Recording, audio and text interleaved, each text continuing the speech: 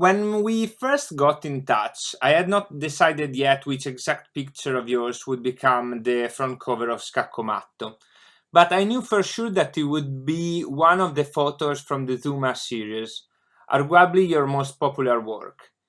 Does it bother you to work again with these photos? No, no. I mean, it's great to see work get out into the world. It's like um, what I do is, and what you do too. It's a fairly esoteric, narrow Yeah. group of people that are intensely interested, but it's not a very broad group of people. So you're kind of sometimes under the illusion that there's a lot of people looking, but there's really not. Compared to the aggregate, number of Yes, people in the yes. world. So it's wonderful when the work can get out in function in a way in relation to something that you respect. So so I was delighted. Sometimes, when talking with artists with a long career behind them, I realize that they have detached themselves from their most popular work, or at least they have developed some interesting relationship with it. Maybe because it's decades old, or they have developed new aspects of their practice in the following years. Well, I mean, it's a long, long time ago. That Yeah. photograph's like 1977, so it's like 40 some years ago. So, uh, but the frightening thing for me is, like, I went back and looked at an interview I'd done, over 40 years ago, and my ideas haven't changed at all. It's actually, it was kind of depressing. It's as if I hadn't had a new thought in This close to is 50 years. So. Uh, the basic premise on which the work was founded, the basic kinds of observations for me haven't really changed. It's still what I'm interested in, although perhaps my sensibilities have changed some, and the technology's changed a lot yes, in yes. terms of what you can do. Of So, course. I still feel like I'm still feel connected to that work. I feel, I don't in any way disavow it. I think it's interesting. It's but there's no accounting for what's popular, right? A work like that resonates with people, even those who are not into photography. Same goes for some works of music. I wonder if you ever tried to understand the reasons behind this preference. Not really. I don't worry too much about Okay. that. You know, there's certain things that, sometimes things are more visual or sort of more, you don't want to use the word beauty, but Yeah, yeah. there's something about things that are visually engaging, and then there's work that's about ideas, and then Yes, yes. there's, and it's not like that work was incredibly popular when I first did it, Yeah. because people didn't really know how to look at it. And so it's really nice that more people get interested in it later, Yeah. in that sense. But I don't worry too much about what people respond to or don't respond to. I mean, we make work because we want to communicate to other people, Of course. but by the same token, they don't have to be here right now, right? They can Yes, be yes. in 10 years, or they can be in 20 years. And we have this blind faith that our kind of observational perspective and our values have an inherent, meaning to them and are worth pursuing, even though we might not get the kind of feedback or immediate kind of recognition that we want, or we might get it from a very narrow, esoteric group of people, because you just have this kind of blind faith that people will come along that will be interested, right? As an artist, are you willing to control every aspect of your work, even the way it gets communicated to others? Or would you rather leave this responsibility to curators, galleries? Well, it's not a yes or no answer. Yeah, yeah. I am way, way more interested in the making of the work than the dissemination of the work. So I very early, my motivation to do it was that I wanted to have a kind of experiential relationship with the world that was enriching. And so I really like making the work. and I really don't like so much the mechanisms of disseminating the work. I don't like so much working with galleries. I don't like so much designing books. I don't like the promotion of it. And so and that's probably part because my personality is not suited to it. And I don't have to, like I work at the university and I have a good job and I make enough money. I don't have to rely on it. So, like the last 5 years, I've almost made no effort. I mean, I did a book, but only because somebody reached out to me and wanted to do a book of some very old work. But, I decided, look, I'm, at the time I was like 65 and now I'm 70. I thought, I'm not going to have the energy to make the work I want to make that much longer. So I should just make the work and I'll worry about what to do. But by the same token, one has to recognize that how people receive the work is entirely framed by context. It's like if they find your work in this context, it's considered seriously. If they find it in that context, it's not considered serious. And so it would be a good idea to control that, right? And when you talk about somebody writing about the work, well, who writes about the work? That it's almost more who they are than what they say, and the context in which they address the work that frames how people consider the work. So all those things. Tarkovsky as an example, no? Tarkovsky right. For exactly. photography, no? Right, back when. So all that stuff's really, really important, but it's not the stuff I think about or worry about very much because I'm just less interested in it. Not because I think it's less important. I know it's important, but my personality and interests don't take me in that direction very often. While studying musicology at university, I realized how often pioneers display a certain playfulness in their work. Even those who dedicate their life to study and deepening their practice do not over-dramatize what they do. When I saw you working on the field, I recognized the same enthusiasm. Well, yeah, I've said this before. I mean, there's something, and it's got to be the same with music. There's something in the kind of, in the doing of it. First of all, with what I do, it pulls me out into the world. I mean, what you do is much more abstract than what I do. Yes. Because I'm dealing with the specificity of something I move into. So that what I do, it pulls me out into the world, which is something I need because otherwise I sit around and talk to myself, which I'm less interested in. I'm interested in, like I said, an experiential engagement. And there's something almost in like addicting about the mode of concentration. And that's where I think we have this in common, where you're kind of, you lock in kind of a kind of concentration and presentness in the doing of it that's rewarding in and of itself, right? Yes. And I'm not sure the work that you make can ever really communicate that, right? But that's sort of what keeps you doing it in some way.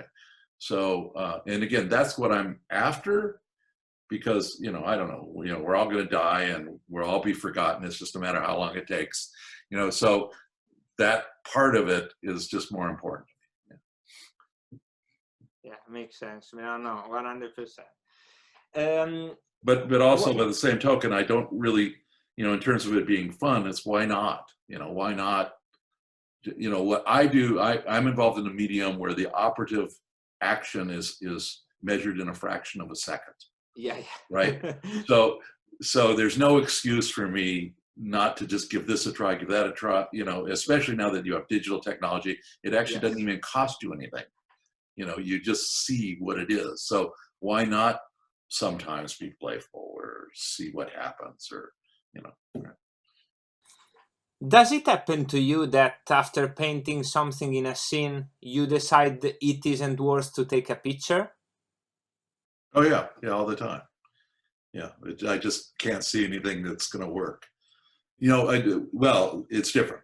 If I'm using that 8x10 view camera, yeah, all the time I'll paint something and not do it, because it's a commitment just physically to set up the camera and do it. Yes. And then it's also a commitment financially, because I gotta send out the negative and get it processed. Like, the film costs $10 a sheet now. It's like incredible. It's like, you know. So, but if I'm digital, I'll probably shoot off a couple of frames no matter what, because just to see it through the camera, right? Just even though I know it's probably not going to work, I'll probably push the button a couple times just to look and see what it looks like through the camera, or if I'm using a colored flash, just to see what that does. But lots of times I know that there's just no way it's going to be interesting. And do you have specific influences in the signs you paint? As you know, the Italian photographer Guido Guidi lived next to my parents. My father's bedroom is featured in one of his photos. My parents' names are painted in red right above the bed, something my father did spontaneously. You paint spirals, points, line, dot, squares. What's the reason behind those signs? Well, I mean, to some degree, it's like, if you had oil on water and you just took a stick and poked it just to make it change. So to some degree, it's like, I'm not interested in what I paint separate from what was already there. So what I'm doing is putting something in relation to something. So something already there. So sometimes from doing that, I make certain observations. Like, for example, if you have equally spaced marks, it forms, the art word is gestalt. It sort of, when you make a print, it sort of looks like it's on the surface of the print, right? It has a separate kind of integration of those marks together, separate from the information. So there's a lot of times I'm using kind of equally spaced marks because I know that'll do something in relation. Other times I'm painting things because I think it will relate to how the room is illuminated. Like if I paint a giant aluminum painted circle, it's because it'll pick up the light coming into the room and the light behind me. And so the ambient light in the room will be as much the content of the image as the thing I painted. So it's not like I'm painting, it's the exact opposite of like photographing art. Like if you were to photograph a painting, you'd want flat, even light, and you wouldn't want the specificity and peculiarity of how the room is illuminated to affect it. I want the exact opposite. I want to paint something that will invite a kind of understanding or integration of the specificity of the circumstances. Part of the scene in the abandoned George Air Force Base we visited together were these silver surfaces you call dead mirrors. Well, the dead mirrors actually were the very first things I did kind of out there at George Air Force Base. And it's, and again, it's like when you talk about art, at least when I talk about art, I'm formulating a theory that fits the evidence. It's not like I thought to myself, oh, I want to go do a set of images, I'm going to name them dead mirrors, right? It's that I went out there and I was shooting 8x10 color negative initially. And I would try this and I tried that. And at some point I tried like a rectangular kind of silver, like just a rectangle of silver on the wall. And then I just liked the way it looked. And then it occurred to me that it was a mirror in that it was reflecting, again, the ambient light of the room, but it wasn't resolving the information, right? So it's really just, that's just coming up with a title that maybe makes sense in relation to what I've done. But what I did just came out of experimentation and observation, and then decided, okay, I'll make I think there's 8 of those, that I ended up using, although there's probably more than 8 of those painted different places throughout the Air Force Base. Yeah. I definitely relate to that. When I started making music about specific tropes of dance music, it wasn't because I was following a specific plan. I had references and ideas, but I realized what I was doing after a while, trying to describe it coherently while working on it more and more. Do you feel you have developed a technique when doing your graffiti, even unconsciously? Do you care about this aspect of repetition? I don't think of myself as making art like, I don't expect anybody to go there and look at it. In fact, I did a whole group of them called Inzo, where they're just like right-handed gestures, like just right-handed circumference gestures. And really, it's more the failure of them that I'm interested in, and then the precision of them. So, yeah, I'm totally willing to and interested in appreciating failure, or like, you know, like I'll have it, you know, the thing about what I do is that I can, like, I've never thought of myself as the least bit sophisticated in relation to painting, but I can theoretically make a really interesting photograph about a really dumb or naive gesture, right, as a painter. So, so I'm almost more interested in that than I am doing something precise and sophisticated in relation to the painting. Yeah. You told me that the abandoned places where you shoot are visited by other people that leave their own signs. Do you think that this creates some sort of communication between you and them? What sort of things have you recognized? Well, at George Air Force Base, I've run across a couple of things that look like art students doing it. So there I recognize what somebody's trying to do, or I suspect. Also, people have been using, I think, some of the spaces, I think we talked about this, to do like weird parties. Yeah. Like, and they decorate them in a kind of way that I can appreciate. Do you think that these people leave marks so to end up in your photos? No, I haven't had that, but I had something actually a little more interesting than that happen. I was at a symposium up at the San Francisco Museum of Modern Art about, like, whether artists should reprint their old faded color photographs. And on the panel was a person I know fairly well, Richard Mizrak, who's a very fine photographer, and has been doing these different bodies of work called desert cantos over the years. And, you know, we started talking about what one another are doing. And what he said he was doing is he's going into abandoned buildings in the desert and photographing graffiti. And it turned out he had gone to George Air Force Base and photographed things I had painted, not knowing that it was me. And in fact, he sent me one of those photographs. I guess my painting is in his body of work now. So that was odd. That was interesting. When you work on something new, do you care about its relationship with your previous work? No, I don't care that there's continuity from what I've done in the past. Okay. And I've done, you know, I've done bodies of work, like I did photographs of dogs chasing my car in the desert. I've done photographs of isolated houses that are pretty straightforward landscape photography. So I'm willing, if I can find something that interests me enough, to do that. The trouble is that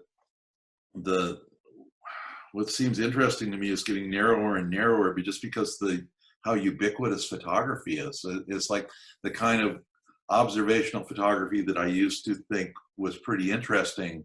The world is so flooded with it that it's hard to imagine oneself going out and make anything that's differentiated. You know what I mean? Yeah, and it's not that my interests have changed. It's that the context in which it would be received or in which I experience things, has changed and made the realm of possibilities for me seem narrower right now. But, you know, if I found, you know, I had this idea that, I should go out and photograph freeways in LA. You know, I should. But the problem is that, you know, usually when I haven't done that yet, I'll go out and I'll do it, and then I'll decide, no, that's not a very interesting. These aren't very interesting photographs, and I do that all the time. I'll get think something sounds like a really good idea, and I'll go out and do it. And I'll know, or they just look like everybody else's photographs. And, you know, so, well, I don't see any way that I can transcend the genre, you know, and let it go. In my past work, I've often found useful to relate my music to my background. In the same way, I wonder if the environment known to the photographer is the field of action where he feels the most comfortable.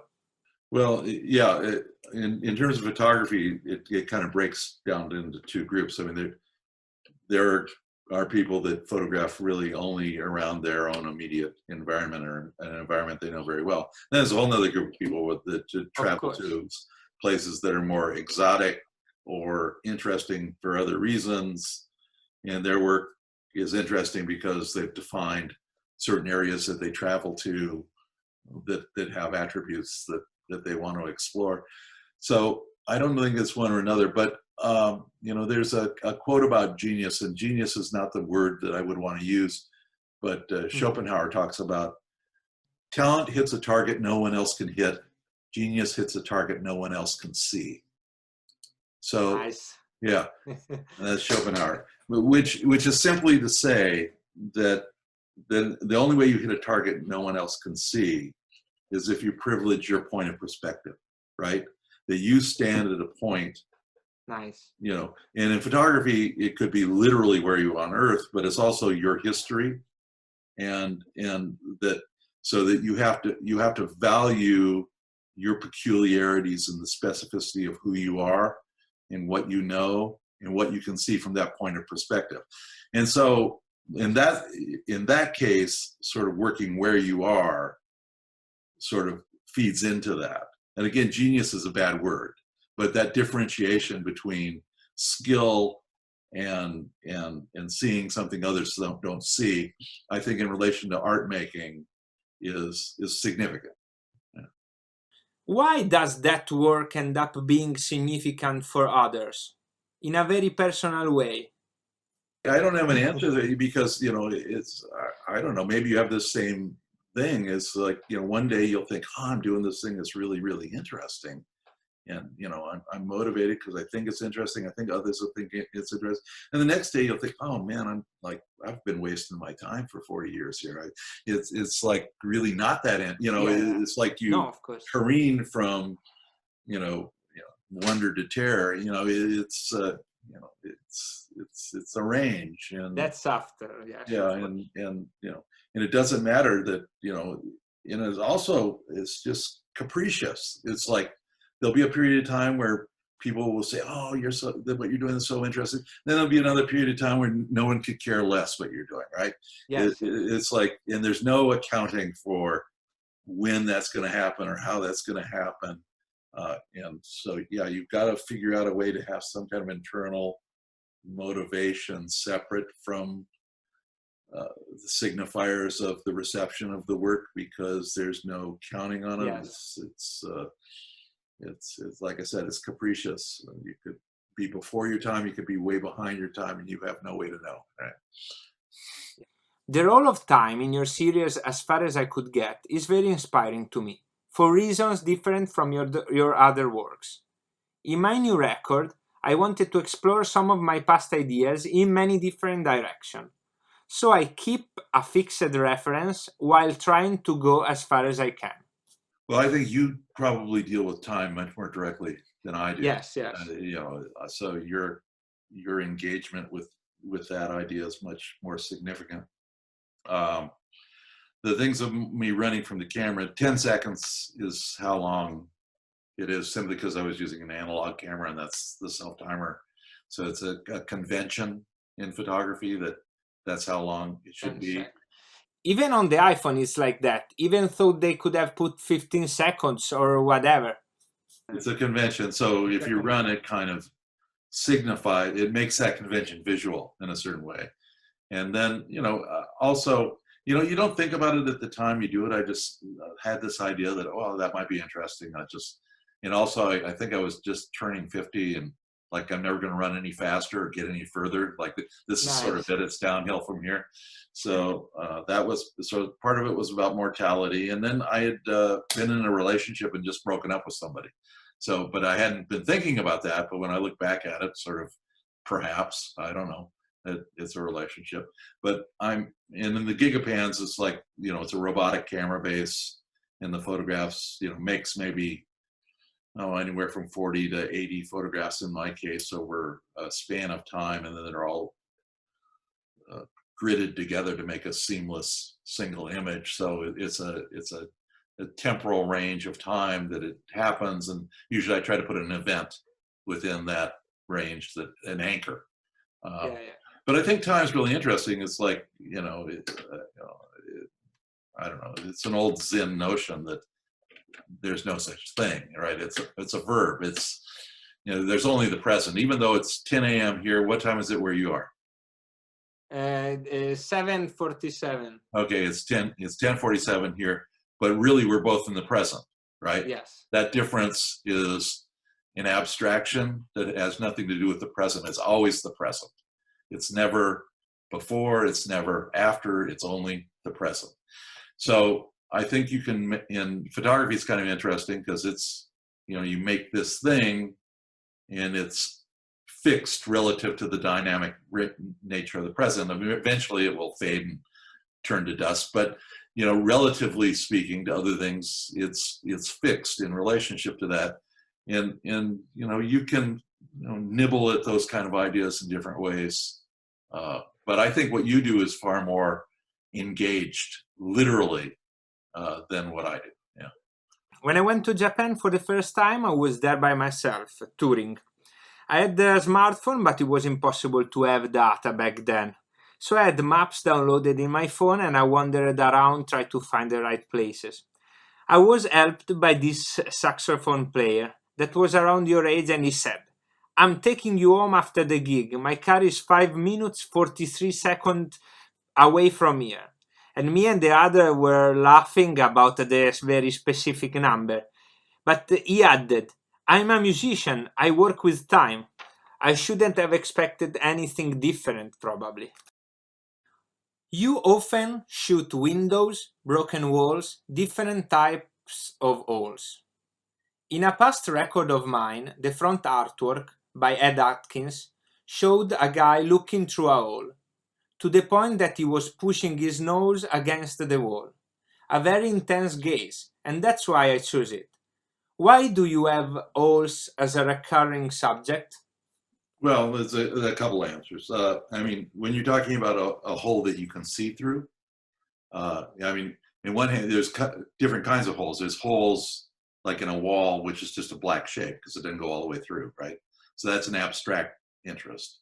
Then there's a hole that you can see through, and you've got the 2 dimensions of the wall in front of you, but then you've got another room behind it. And so you've got this kind of spatial play that happens. But the other thing that interests me, like at George Air Force Base, is like if you think about sort of modern painting, it's like sort of my work is kind of a weird hybrid between conventional photography and art in a funny way. But so what happens to painting, or a lot of painting, is that at one point it's describing the world, or it's describing narratives about the world, and then photography comes along and it's so much more efficient in terms of describing that then painting becomes more and more about gesture and abstraction. And so I'm interested in gesture and abstraction. So you go into those spaces and there's all manner of gestures in there, right? There's not just my gestures of painting, but there's the gestures of the guys that are high on meth pulling the copper wire out of the walls, and they're taking hammers and like crushing in the wall, and they're pulling out the copper pipe. Or there's the gesture of the kids in there, probably teenagers with paintball guns that are doing war games, right? And they're like shooting paintballs, or they're cutting holes in walls so they can go through and in war games. And then there's the gestures of the people that lived there before and maybe did something, or the architect who described it. So all these layers of gestures, of which holes and interventions are part of it, and then they have also sort of abstract possibilities in terms of my composing an image. So I'm interested in all that. Like, I'm not interested in just my gesture. My gesture is just one more gesture in a whole array, a kind of tapestry of gestures.